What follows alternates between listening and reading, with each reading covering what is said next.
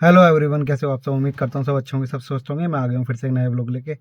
और आज की मेरी ट्रिप लगी है दिल्ली की। और आप देख सकते हो वही गाड़ी है रेड वाली, क्योंकि इनका मेरा 3 दिन का प्रोग्राम सेट हो गया। यानी कल एक मुरादाबाद तो मैं काटा है, आज दिल्ली, तो कल कृतपुर तक ही जाना होगा। मैं सोच रहा हूँ इस ब्लॉग को कृतपुर तक रखूँ, ताकि 2 दिन में एक ब्लॉग कंबाइन हो जाएगा।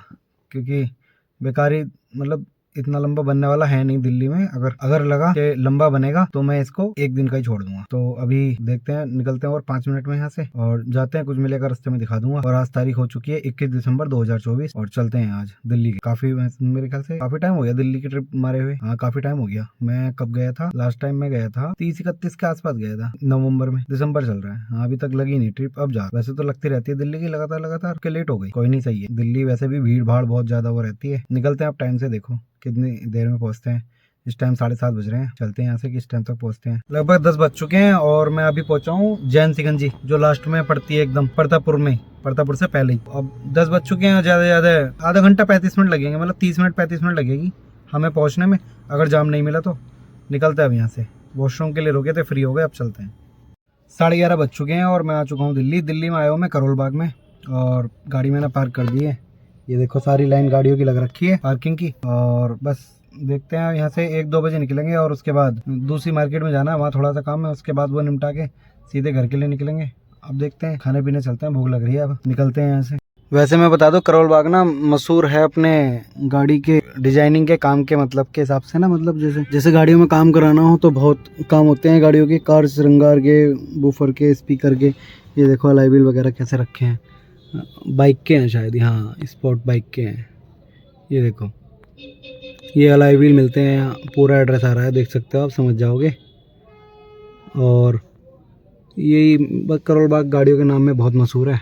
बहुत सारी गाड़ियों का काम होता है यहाँ। अच्छे मॉडिफिकेशन होती है गाड़ियों के अंदर। हाँ तो भैया, खाना पीना तो हो गया मेरा डन, क्योंकि खा पी मैं आया हूँ। चूर नान मिले, वो खा लिए। दिल्ली में वैसे भी मशहूर है चूर नान। एक ले ली वॉच, अच्छी लग रही थी, टाइटन की वॉच है, वॉच ले ली। और अब आ गया मैं सीधा गाड़ी पे। अब देखते हैं, करीब 1:45 बज गया। 2 बजे तक कह रहे थे वो निकलने के लिए। 1-1.25 घंटा कम से कम लगेगा यहाँ। उसके बाद रामाकृष्णा मेट्रो स्टेशन है, वहाँ जाएंगे। उसके बाद वहाँ थोड़ा सा काम है, उसके बाद वहाँ से निकल के सीधे घर।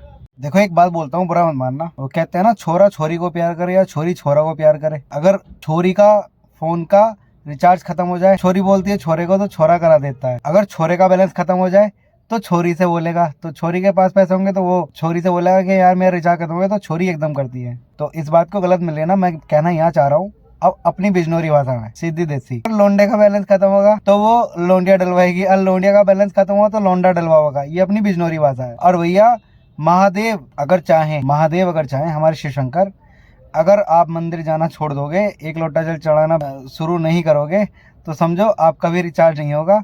तो भैया, डेली भगवान जी के दर्शन करो, डेली जाओ।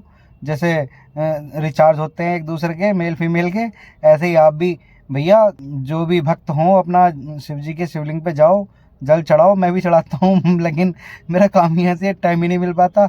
और लेकिन मैं चढ़ाता हूँ जरूर हूँ मंदिर पे जाके। घर में तो शिवलिंग है मेरे, मैं अपने घर में डेली चढ़ाता हूँ। तो भैया, भगवान जी से संपर्क नहीं तोड़ना चाहिए। शिव जी को डेली जल चढ़ाओ, तो वो भी आपका रिचार्ज ऐसा कराएंगे कि भाई साहब ये लगा लो, उसकी एक कीमत ही नहीं बचेगी कि कितना रिचार्ज करा दिया। ऐसी कीमत का रिचार्ज करा देंगे वो। तो भैया, मेरी बात का बुरा मत मानना, मेरा थोड़ा समझाने का तरीका दाएं बाएं था, लेकिन था बहुत अच्छा। तो प्लीज़ आप भी शिव जी को जल चढ़ाया करें। देखो, मैं शिव भक्त हूँ और आप भी, मैं चाहता हूँ जितने भी शिव भक्त हैं मुझे सपोर्ट करें, मेरे चैनल को सब्सक्राइब करें। और यार, कराई दो प्लीज़ सब्सक्राइब चैनल। मेरे चैनल अभी तक सब्सक्राइब नहीं हुए। मैं बार बार कह रहा हूँ, समझ लो आप इस टाइम मेरे लिए भगवान हो। मतलब मेरा यूट्यूब चैनल जब मैं स्टार्टिंग में आया था, तो मैंने कहा था कि मैं आपके हिस्से का परिवार बनना चाहता हूँ। तो जितने भी यूट्यूब पे जो लोग मेरी वीडियो देख रहे हो, आप यूट्यूब तो यूज़ कर ही रहे हो ना, तो ये जो सब्सक्राइब का इसमें ऑप्शन आता है, इसको यार प्लीज़ सब्सक्राइब कर दो, मेरी वीडियो को लाइक कर दो, शेयर कर दो। ओके, मैं ज़्यादा कुछ नहीं चाहता। जैसे हम भगवान जी को मानते हैं, ऐसे ही मैंने आपको अपना भगवान मान रखा है एक तरीके से। भाई, अगर मैं शिव जी से आशीर्वाद ले रहा हूँ, तो मैं आप सभी छोटे बड़ों से आशीर्वाद लेना चाह रहा हूँ। तो प्लीज़ मेरे जो है चैनल को सब्सक्राइब करें। और बस यही चाहता हूँ, मेरे सब्सक्राइबर बढ़वा दें। अगर ये मेरी बात अच्छी लगे तो प्लीज़ आगे को शेयर कर दें। ये व्लॉग शेयर हो जाना चाहिए। बहुत प्यार से अपने छोटे बड़े भाइयों को कह रहा हूँ। कभी मेरी बात का बुरा लग जाए। मैं बुरे वाली बात नहीं कह रहा, मतलब जिन लोगों को मेरी ये बात पसंद आई हो ना, तो प्लीज़ मेरे चैनल को सब्सक्राइब करें और मेरे चैनल को शेयर कर दें। आज तो बीजेपी वाले भी मिल गए, यहाँ की कोई करोल बाग की दिल्ली की सांसद होंगी शायद, तो वो सुझाव लिखवा रहे थे। उन्होंने एक पेपर थमा दिया, मैंने उस पेपर पे नाम नंबर लिखा और उसमें सबसे पहले मैंने कहा कि उसमें ये लिखा कि करोल बाग की जो ये रोड है, इस रोड पे ट्रैफिक बहुत रहता है। तो ये देख सकते हो आप, ये यहाँ जाम दिखाई नहीं दे रहा, बैक कैमरे से दिखाऊंगा अभी। तो ये जाम लगा रहता है यहाँ बहुत ज़्यादा। मैंने कहा पहले तो ये पार्किंग ख़त्म करो, पार्किंग ऐसी जगह दो कि रोड पे तो पार्किंग होना, उसका एक अलग एरिया हो कि ऐसा भाई इतना पैसा खर्च कर रखा है दिल्ली वालों ने और कम से कम इतनी बड़ी बड़ी पार्किंगें बना रखी है, तो कोई ज़मीन ऐसी हो जो पार्किंग में लदालद गाड़ियाँ लग जाएं। या फिर हम भी कहते हैं, हम लाते हैं इन लोगों को, तो हम भी बोलते हैं कि मेट्रो के पास वाली पार्किंग में लगाएं। रोड पे पार्किंग लगाना मतलब क्या है? अब जाम नहीं लगेगा तो क्या होगा? अब रोड पे इतना जाम रहता है, इतना जाम रहता है, लोग अपनी गाड़ियाँ आके लगा लेते हैं। अच्छा, गलती इनकी भी नहीं है। मेरे सुझाव के बाद मैं इसका एक बेनिफिट भी बताता हूँ, लगाते क्यों हैं।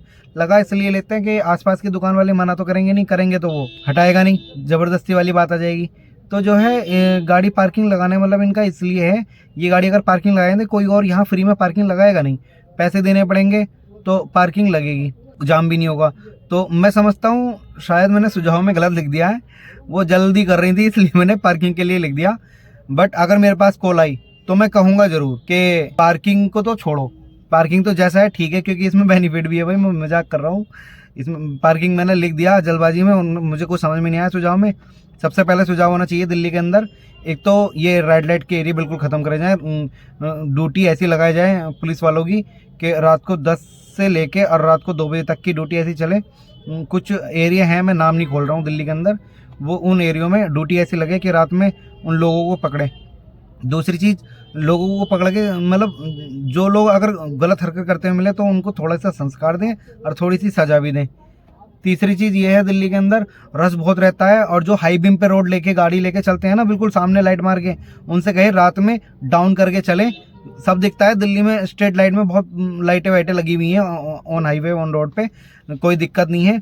लोग जो है लाइट को बहुत तेज चला के, अच्छा किसी के पीछे अगर जाम लगा हुआ है लंबा तो हॉर्न कम यूज़ करें, हॉर्न ज़्यादा यूज़ ना करें। तो कुछ ये सुझाव तो आ रहे हैं अभी मेरे मन में, वैसे तो बहुत सारे हैं। तो ये सब इन चीज़ों पे थोड़ा ध्यान दें तो जो है काफ़ी हद तक दिल्ली सुधर सकती है और जाम से भी थोड़ी फ्री हो सकती है। और हाँ, कोशिश ये रखें, भाई सरकार तो बोलती है कि 70 मीटर की, मैं मानता हूँ 50 मीटर की दूरी भी बहुत है।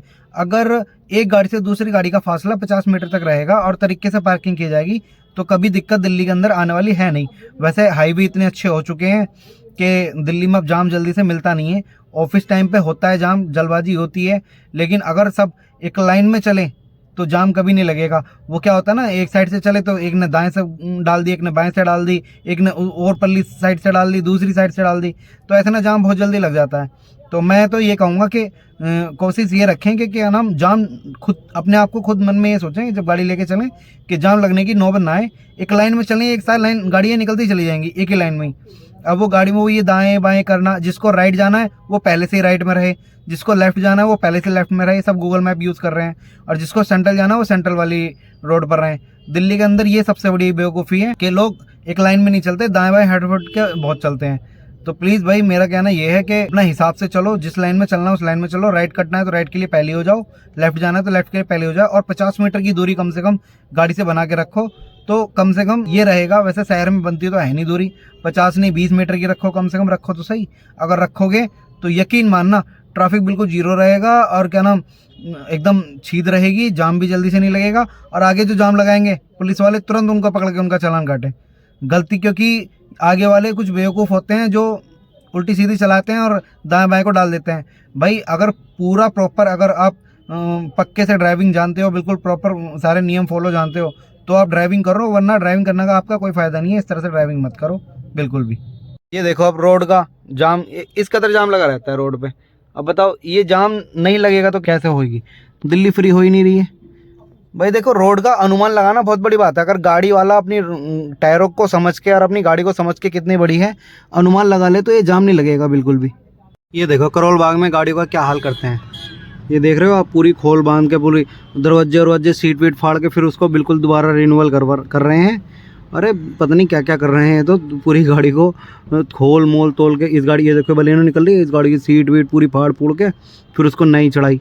ये बंदा जो है इसने चढ़ाई है, फिर बिल्कुल परफेक्ट कर दी। वैसे तो ठीक कर दी, लेकिन जो कंपनी से चीज़ आती है उसका क्या, इन्होंने तो निकाल ली और सब फाड़ फूड़ के अपना ब्लेड व्लेड से काट कूट के पूरी सीट कवर को निकाल के और उसको दूसरा नया सीट कवर उसके ऊपर से रख के उसके अंदर तार वार निकाल के उसको दोबारा से पिन करके इन्होंने जो है सेट कर दी। लोग तो पैसे लगा के गाड़ी ले रहे हैं, ठीक है, मतलब यार गाड़ी पैसा लगा रहा आदमी, 8-10-11 लाख रुपए लगाता है आदमी, लगाने के बाद में फिर उसमें 1 लाख रुपए लगाने आ जाता है। पता नहीं क्या करते हैं भाई। कंपनी जो चीज़ खूबसूरती से बना के दी उस चीज़ को सही से यूज़ करें। उसके कवर फड़वा दिए, उसमें से सीख निकलवा दी, फिर उसको जो है उसने दोबारा रिन्यूअल करवा दिया, उसमें दूसरे कवर चढ़वा दिए। अरे यार गाड़ी चलानी है, आराम से तरीके से चलाओ, जरूरी थोड़ी ना उसमें घुसम घुस उल्टी सीधी चीज़ें लगवाओ जाओ। फालतू के चोचले हैं भाई साहब, फालतू के एकदम। देखो एक गाड़ी ये लगी है, बैक कैमरे से दिखाता हूँ मैं। ये देखो ये गाड़ी लगी, देखो कह रहा है चल पीछे ले पीछे ले। अब इस गाड़ी की चिड़ाफारी होगी, इसमें पता नहीं क्या क्या होगा। अच्छा हाँ, ये महिला थी वो न्यूज़ पे जो ये फोटो देख रहे हो आप। अरे मेरी उंगली कहाँ गई, ये रही। ये जो महिला थी ये थी वो जो यहाँ लेक्चर दे रही थी, पता नहीं क्या दे रही थी। सुझाव में इन्होंने ही लिखवाया था, मैंने लिख दिया। ये देखो अभी एक नई टाटा पंच आ गई, इसकी ऐसी की तैसी मार के रख देंगे ये लोग। पता नहीं क्या क्या चेंज कराते हैं, समझ में नहीं आती। नई गाड़ी की हालत बिगड़वा देते हैं, पता नहीं क्या। मुझे बताना कमेंट में क्या, मतलब पता तो मुझे भी है क्या करवाते हैं, अलग से एसेसरी लगवाते हैं, लेकिन यार जो कंपनी से चीज़ आई हुई है उस चीज़ में थोड़ी बहुत तो करा लो। अब देखो सीट वीट सब खुलवा दी, सब कुछ कंपनी की फिटिंग जो रोबोटिंग ने एकदम फिट करके दी होगी कंपनी ने, वो सब इसमें हालत ख़राब कर दी इन्होंने। अभी हाथ से खोलेंगे, हाथ से लगा देंगे, जुगाड़बाजी करके बंद कर देंगे, फिर आवाज़ आनी शुरू हो जाती है नई नई गाड़ियों में ही। यही कारण है गाड़ियों का, जो नई नई गाड़ियों में आवाज़ आती है। बाहर खुलवा लेते हैं, फिर बाद में कहते हैं हमारी गाड़ी में यहाँ से आवाज़ आ रही है, वहाँ से आवाज़ आ रही है। हाँ तो भैया द नेक्स्ट मॉर्निंग लेटर, मतलब मैं क्लिप नहीं डाल, मैं 0-0 छोटी मोटी जो क्लिप होती है ना वो मैं डालता नहीं हूँ। मुँह से ही बोलना ठीक है। अगला दिन हो गया, मतलब आज 22 दिसंबर 2024 हो चुकी है और मैं जा रहा हूँ आज किरतपुर। गाड़ी वही है क्योंकि 3 दिन का दिन सेट हो गया था इनके साथ ही, तो मैंने कहा ठीक है किरतपुर भी चलेंगे। हालांकि थी मेरी भी एक एक्स्ट्रा बुकिंग, तो मैं गया नहीं हूँ वहाँ, क्योंकि मैंने जब इन्हें 3 दिन के लिए डन कर दिया तो कोई दिक्कत नहीं। अब हम चलते हैं यहाँ से किरतपुर, सीधा किरतपुर पहुँच के मिलते हैं। तो भाइयों किरतपुर तो मैं पहुँच चुका हूँ और अब चलते हैं यहाँ से किरतपुर से, मतलब वहाँ जा रहे हैं जहाँ मतलब गोवर्धन गार्डन जाना है। असल में यहाँ किसी की डेथ हो गई है और बताया जा रहा है कि वो 32-33 साल का लड़का था जिसको अटैक पड़ा है बीपी के कारण।